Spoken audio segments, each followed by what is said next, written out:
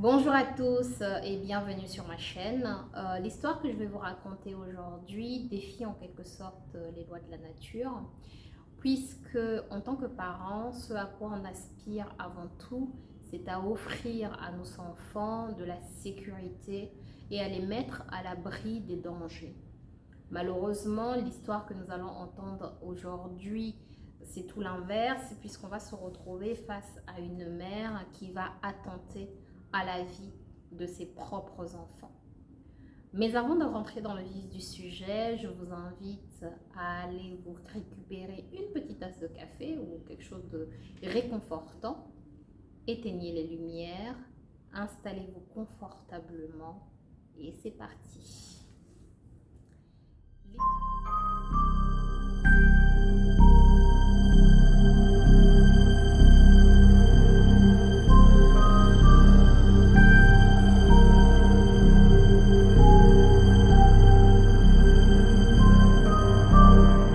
L'histoire débute un matin du jeudi 15 décembre 2022. C'est donc une histoire qui est relativement récente. Ce matin-là, nous sommes dans les locaux de la Guardia Civile et l'un des agents se rend compte que sa collègue n'est toujours pas arrivée. Elle est en retard. C'est assez surprenant parce que cette collègue est d'ordinaire relativement ponctuelle, mais en plus de cela, elle habite en fait dans un lotissement qui se trouve au sein même de la Guardia Civile. Donc elle habite vraiment dans les locaux. Et il n'y a donc pas de raison réelle, véritable, pour qu'elle arrive en retard. L'agent décide quand même de patienter un petit peu, on ne sait jamais, peut-être qu'il lui est juste arrivé un petit quelque chose.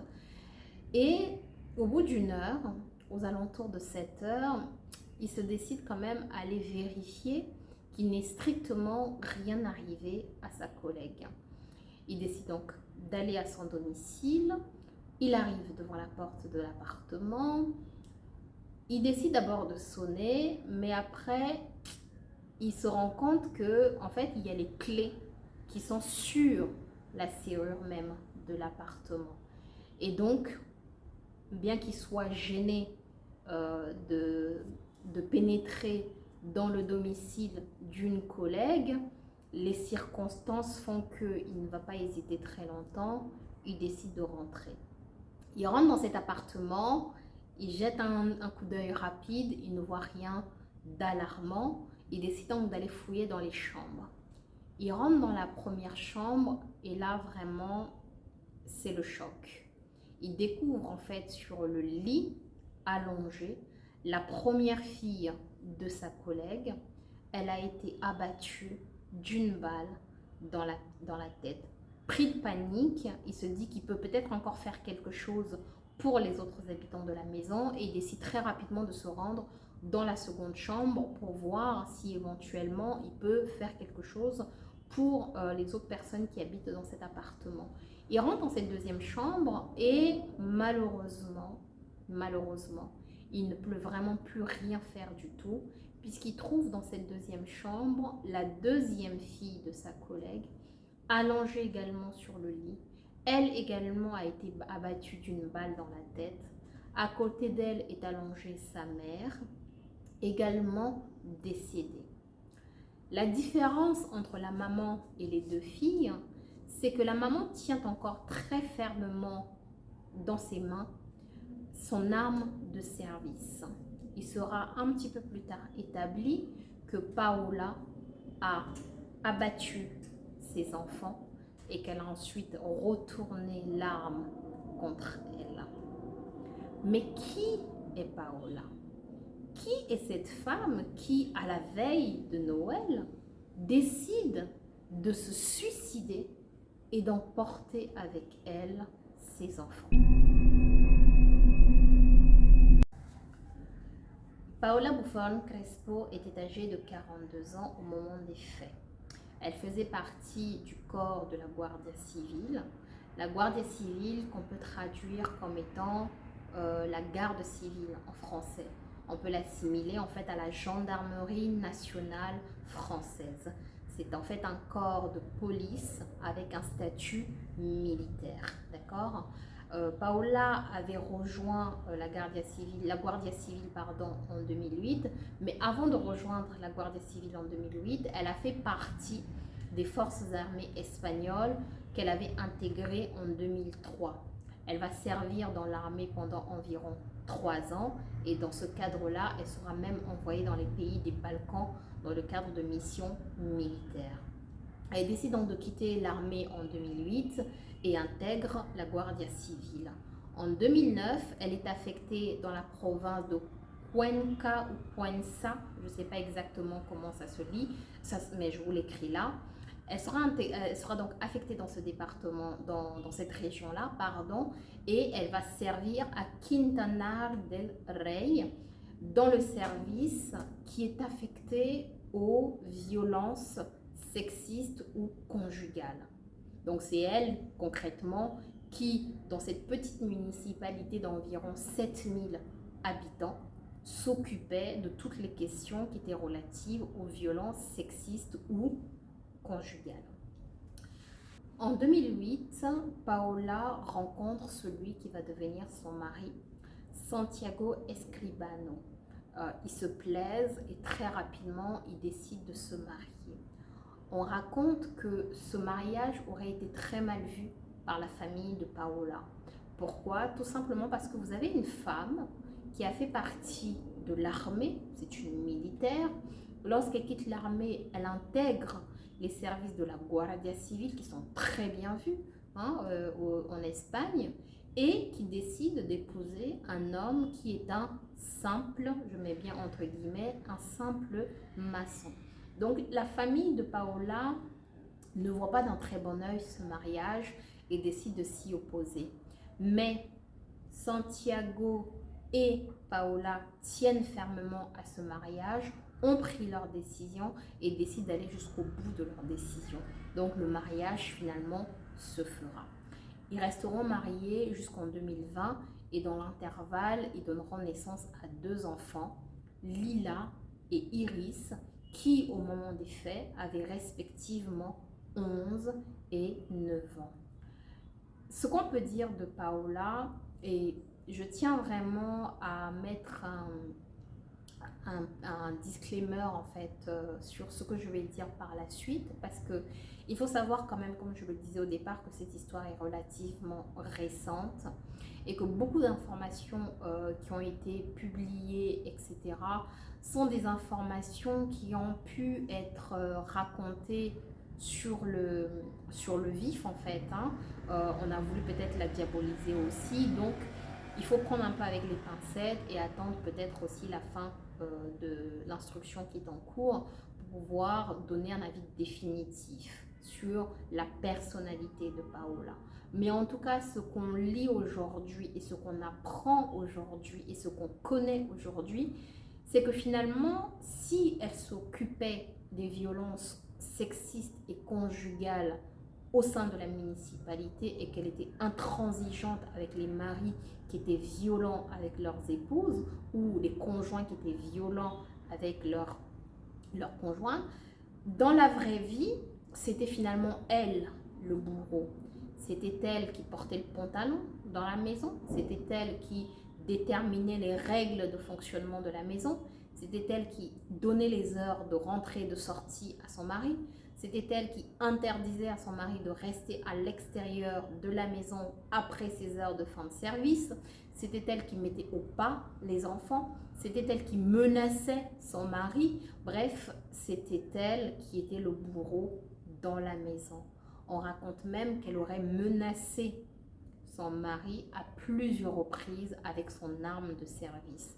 Elle l'aurait par exemple menacé de lui tirer une balle dans la tête si jamais il restait à l'extérieur de la maison pour prendre un verre avec des amis à la suite de ses heures de service. En 2020, Santiago en a assez de cette vie et il décide finalement de quitter Paola. C'est ainsi qu'il se retrouve en fait à vivre chez ses parents et que Paola décide de déménager au sein du lotissement qui se trouvait au sein de la Guardia Civile même. Alors, la différence entre Paola et Santiago, c'est que Santiago se trouvait dans sa région d'origine. il avait ses parents qui habitaient dans une très grande maison qui se situait à quelques mètres à peine de là où il habitait avant avec Paola. Cela va lui permettre de garder un lien très fort et très uni avec ses filles. Comme Paola travaille beaucoup, cela va permettre à Santiago de voir ses enfants de manière assez régulière. Il les récupère à l'école, il les dépose à l'école. Les après-midi, lorsque leur mère travaille, c'est lui qui les garde ou qui les fait garder par ses parents qui s'habitent juste à côté. Ses parents ont une grande maison jaune, grande maison familiale avec piscine, là où les enfants de Paola et Santiago retrouvent de manière assez régulière leurs cousins, leurs oncles, leurs tantes. Donc c'est une maison familiale accueillante au sein de laquelle elles sont toujours très bien accueillies. Ce qui leur permet donc d'également développer des liens très forts avec les filles de Paola. Pendant que Santiago et ses parents tissent des liens forts, étroits avec les filles de Paola, Paola, elle, de son côté, se sent un petit peu seule. Parce que ne l'oublions pas, elle se trouve dans une région qui n'est pas la sienne. Elle se retrouve avec un ex-mari qui est chez lui, avec ses parents, sa famille, etc. Et finalement, ces filles passent beaucoup plus de temps avec son ancienne belle famille qu'avec elle-même, qui, elle, n'a aucune famille, finalement, dans cette région, dans cette ville dans laquelle elle vit. Elle décide alors de faire une demande de mutation à Algeciras, une ville dans laquelle elle a sa sœur jumelle qui habite. Sœur jumelle qui, elle également, fait partie du corps de la Guardia Civile. Elle fait sa demande de mutation et, alors, les versions divergent selon les sources qui sont lues. Dans une première version, il est dit qu'elle en informe ses enfants, mais qu'elle leur interdit d'en parler à leur père. Mais que les filles vont le faire de manière malencontreuse et qu'une fois que le père l'aura appris, il va essayer de négocier avec la mère pour faire en sorte qu'elle ne parte pas avec les enfants. Et elle lui aurait répondu que c'est niette. Elle a pris sa décision, elle partira avec ses enfants. Dans une seconde version, il est dit qu'elle en a informé elle-même Santiago Escribano, qu'il a toujours aussi mal pris que dans le premier cas et qui a essayé aussi de négocier avec elle pour qu'elle ne parte pas avec les enfants. Dans les deux cas, il aurait décidé de déposer une demande de garde d'enfants et c'est la raison pour laquelle elle aurait finalement décidé de mettre fin à la vie de ses enfants. Mais on arrivera à cette partie-là après. Elle décide donc de demander sa mutation à Algeciras. Entre-temps, elle continue sa vie à Quintana del Rey et la période de Noël approche. Lorsque la période de Noël approche, se pose la question que se posent beaucoup de parents qui sont séparés. Où les enfants vont-ils passer Noël? Rappelons-le, on est dans le cadre d'un couple séparé qui a des enfants qui sont quand même assez grands, qui sont capables d'exprimer par eux-mêmes leurs sentiments et leurs volontés. Lila et Iris ont 11 et 9 ans. Donc les parents vont leur demander où elles souhaitent passer Noël. Et les enfants vont dire qu'elles souhaitent passer Noël avec leur père. Alors, je pense que je comprends un petit peu la réaction des enfants. Elles vivent seules avec leur mère, mais leur père vit avec toute la grande famille paternelle. Les cousins, les mamies, les tontons, les tatas, ça fait beaucoup de monde. Et ça permet d'avoir des Noëls et des fêtes tout aussi grandioses, aussi familiales et chaleureuses. Donc, ce que je peux comprendre aussi. Et a priori, lorsque les enfants ont exprimé leur volonté de passer Noël avec leur père, il n'y a pas eu d'histoire. Leur mère l'a parfaitement accepté. D'ailleurs, le week-end précédent le décès des enfants, elle les a emmenés à la plage, à Algeciras, justement, dans la ville dans laquelle elle demandait sa mutation. elles y ont passé le week-end à la plage. Elles sont rentrées sans aucun problème. Le lundi, les enfants ont repris les cours sans problème. Lundi soir, Santiago Escribano a réussi à discuter avec ses enfants au téléphone. Mardi soir, il a de nouveau discuté avec ses enfants au téléphone. Mais le mercredi, lorsqu'il a essayé de joindre d'abord ses enfants sur leur téléphone personnel, il n'a pas réussi à les joindre. Il a ensuite essayé de les joindre par le biais de leur mère. Il n'a pas non plus réussi à les joindre. Il s'est dit que bon, peut-être que les enfants étaient occupés et quant à la mère, peut-être qu'elle filtrait juste ses appels, ce n'était pas très grave. Les grands-parents également ont essayé de joindre les enfants ce mercredi 14 décembre 2022 sans aucun succès. C'est dans ce cadre-là qu'on arrive au jeudi 15 décembre 2022 où les corps des deux fillettes et de leur maman seront découverts. Qu'est-ce qu'on peut retenir de cette histoire? On peut retenir de cette histoire qu'elle est floue. Je sais, c'est pas vraiment la conclusion qu'on attend d'une vidéo true crime, mais il faut savoir que, comme je le disais au départ, cette histoire date du 15 décembre 2022. Et la raison pour laquelle je décide d'en parler aujourd'hui plutôt que d'attendre la fin de l'instruction, c'est qu'elle est actuelle. Il y a des informations qui sortent au fur et à mesure et peuvent permettre justement de mettre à jour des vidéos de temps en temps et de suivre aussi l'enquête tous ensemble. Mais je tenais déjà à partager donc cette première partie des informations que nous avons.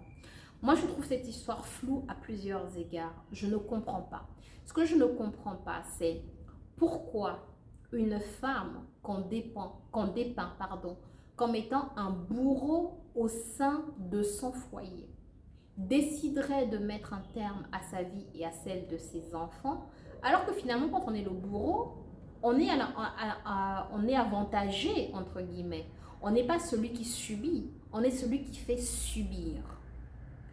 Lorsqu'elle décide de demander sa mutation et de déménager. Dans les deux versions qu'on nous donne, on nous dit dans le premier cas, elle en a informé ses enfants, qui en ont informé leur père, et quand le père est venu la voir, elle lui a dit « Je partirai avec les enfants dans tous les cas, basta ». Dans le deuxième cas, elle en informe elle-même directement le père. Le père essaie de négocier avec elle. Elle lui dit « Je partirai avec les enfants dans tous les cas, basta ». Le père décide alors de déposer une demande de garde d'enfant. Mais cette demande de garde d'enfant n'a pas été traitée. On n'a aucune information là-dessus. On ne sait pas ce que le juge va décider. Le juge n'a même pas encore statué. On n'a aucune information sur une possible audience qui aurait été fixée. On ne connaît pas la durée de traitement de ce dossier. Peut-être qu'elle aurait pu obtenir sa mutation, partir dans l'autre ville avant même que la décision ne soit rendue.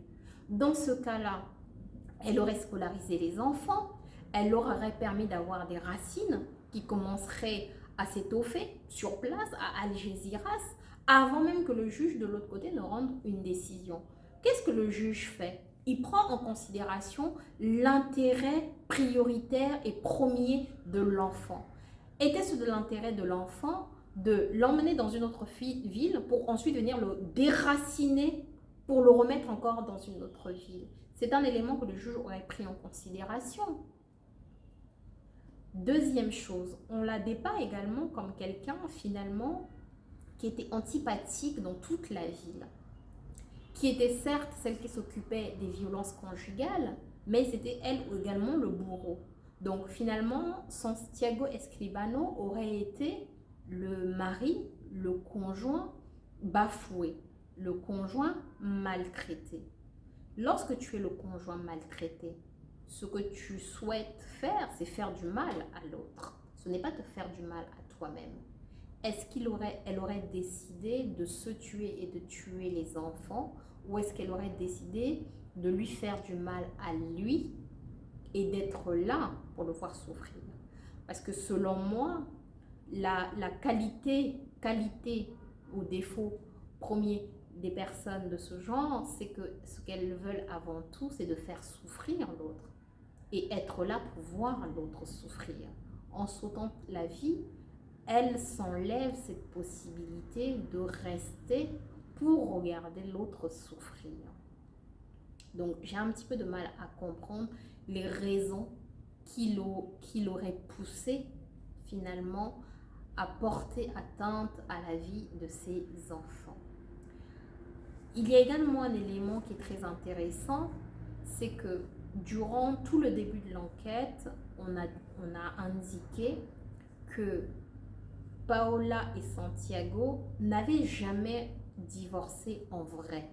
C'est-à-dire qu'ils se sont séparés dans la réalité, mais juridiquement parlant, le divorce n'avait toujours pas été prononcé. Et que finalement, les parents s'arrangeaient à l'amiable pour la garde de leurs enfants. Ce qui expliquait en fait que les enfants passent autant de temps avec papa qu'avec maman. Mais dans des déclarations récentes, la mère de Paola est intervenue dans les journaux pour indiquer que tout ça n'était que mensonge. En réalité, sa fille et son ex-beau-fils ont été légalement déclarés divorcés depuis quelque temps déjà. Je me dis, si une telle chose avait été prononcée, le juge aurait forcément statué sur la question de la garde des enfants. Qu'en est-il? Deuxième chose, si le juge avait statué sur la question de la garde des enfants, Santiago aurait certainement pu faire valoir son droit de voir les enfants, qu'il s'agisse d'Algeciras, qui se trouvait à plusieurs kilomètres quand même de Quintana del Rey, ou qu'il s'agisse de Quintana del Rey. Donc, il avait des droits sur ses enfants qu'il aurait pu faire valoir, mais il lui fallait exercer effectivement une action pour le faire. Et cette action, rien ne nous dit qu'il lui aurait forcément donné raison, parce qu'une fois que les parents sont séparés, l'un des parents a le droit de déménager avec l'autre enfant. Tout simplement, c'est le droit, c'est la loi, c'est comme ça. Après, sur les circonstances de comment on s'organise pour la garde des enfants, ça c'est à voir. On ne peut pas interdire à un parent de déménager avec un enfant parce qu'on est séparés. Quoi qu'il en soit, cette histoire, aujourd'hui, il y a très peu d'éléments qui sont connus pour la simple et bonne raison que le juge en charge du dossier, au regard de tous les éléments du dossier qui fuitaient, a décidé de prononcer la confidentialité complète sur les éléments d'instruction, sur la procédure et sur tout ce qui va s'y passer jusqu'à ce que l'enquête soit terminée. Pour la simple et bonne raison que déjà il y a énormément d'informations confidentielles qui avaient été divulguées, mais également parce qu'on a quand même des mineurs qui sont concernés dans cette histoire. Bien que ces mineurs ne soient plus présents dans ce monde, ça reste des mineurs dont il convient de protéger la vie. Donc j'espère que cette affaire va évoluer, qu'on va connaître d'autres éléments du dossier qui vont nous permettre de connaître un petit peu plus les motifs qui ont pu conduire Paola à attenter à la vie de ses propres enfants. C'est vraiment un élément que j'ai envie de comprendre, parce que autant dans des dossiers où on a des parents qui tuent leurs propres enfants, on a souvent des motifs qui sont expliqués et on n'excuse pas, ni on ne comprend pas, mais on a connaissance du motif qui a conduit à cette situation. Ici, ça reste pour moi vraiment quelque chose de très flou, et ce, malgré des affirmations qu'on peut lire dans les différentes informations qui ont pu fuiter en fait du dossier. Voilà, j'espère que ma vidéo un peu fouillis, mélange, analyse vous a quand même intéressé. Je n'hésiterai pas à mettre à jour à nouveau la vidéo concernant cette femme et le crime qu'elle a commis. Voilà, moi je n'exclus pas, je le dis très franchement, je n'exclus pas qu'on ait pu également, quelqu'un ait pu l'assassiner et assassiner ses enfants et essayer de faire passer ça pour par exemple un suicide et un assassinat, et un suicide et de meurtre. Je peux me tromper évidemment, mais la suite de l'instruction nous le dira. Voilà, j'espère que cette vidéo vous a intéressé. Si vous aimez ce format où on analyse ensemble des affaires qui ne sont pas encore résolues, qui sont encore en cours, n'hésitez surtout pas à me le faire savoir. N'hésitez pas également à me partager dans les commentaires votre analyse de ce dossier. En attendant de se retrouver, n'oubliez pas de fermer vos portes et vos fenêtres. Bye!